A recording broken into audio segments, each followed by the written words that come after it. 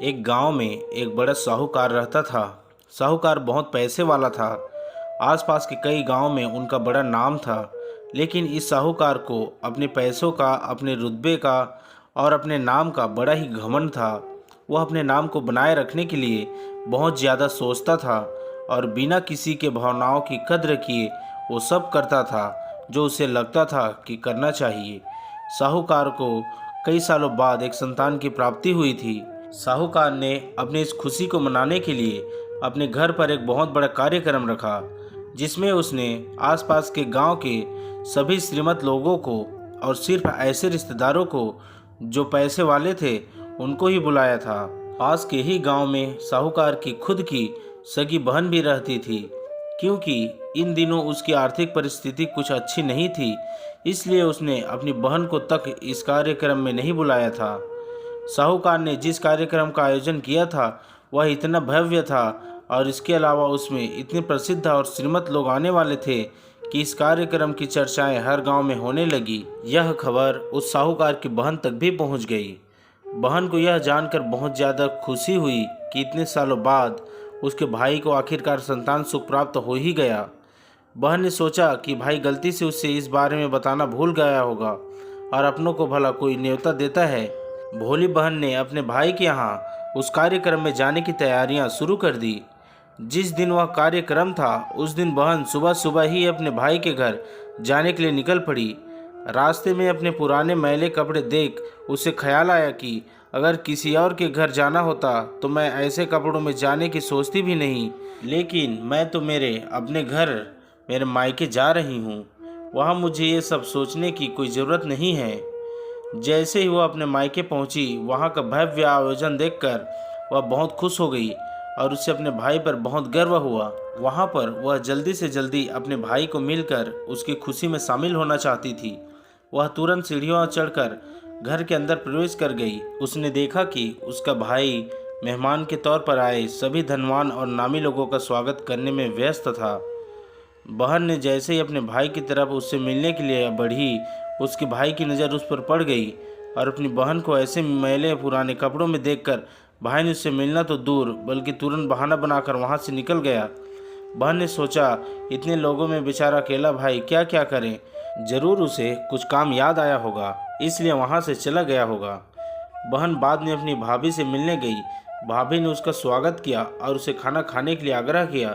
बहन ने सोचा, ठीक है, पहले खाना खा लेती हूँ, फिर बाद में आराम से भाई से मिल लूँगी। बहन खाना खाने के लिए पंगत में बैठी। साहूकार भाई ने देखा कि अपने सभी धनवान मेहमानों के बीच उसकी गरीब बहन बैठी हुई।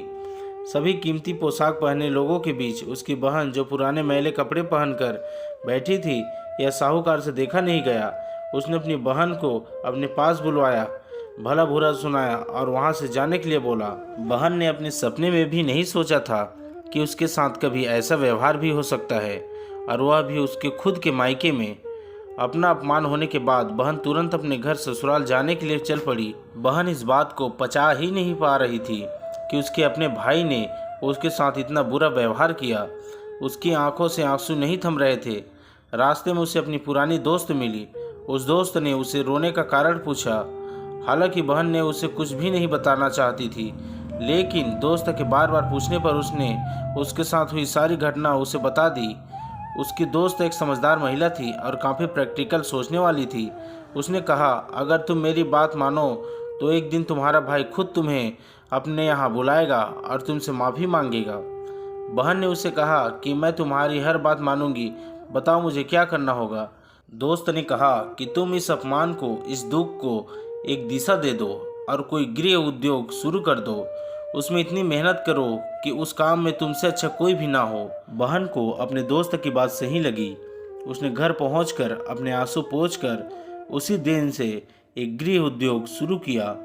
उसने दिन रात मेहनत की, अपने साथ कई और गांव की महिलाओं को जोड़ा और देखते ही देखते उसका गृह उद्योग चल पड़ा। कुछ ही सालों में आसपास के 50 गांव में उसका नाम और रुतबा काफ़ी बढ़ गया और अब वह पैसों के मामले में अपने भाई से भी ज़्यादा बड़ी बन गई। भाई को भी जब यह पता चला कि उसकी बहन इतनी श्रीमंत हो गई है तो उसने सोचा कि एक बार उससे मिलकर आया जाए। वह जब अपने बहन को उसके घर मिलने पहुंचा तो बहन ने उसका किसी राजा महाराजा की तरह स्वागत किया, उसके पसंद खाना खिलाया।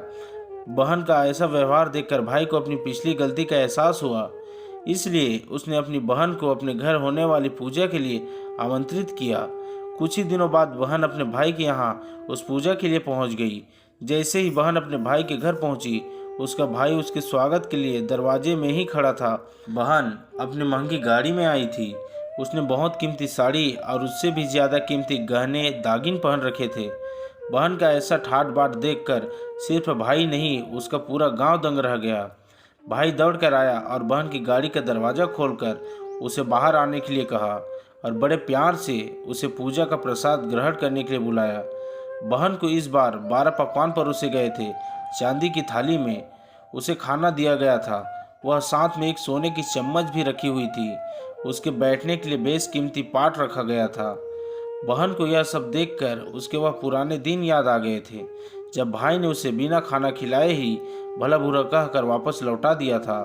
बहन खाना खाने के लिए तो नहीं बैठी, लेकिन उसने अपने सारे कीमती दाग दागिन और जेवर उतार कर उस थाली के सामने रख दिए और खाने में से कुछ निवाले उन दाग दागिन पर रख दिए। बहन का ऐसा व्यवहार देखकर सभी हैरान थे।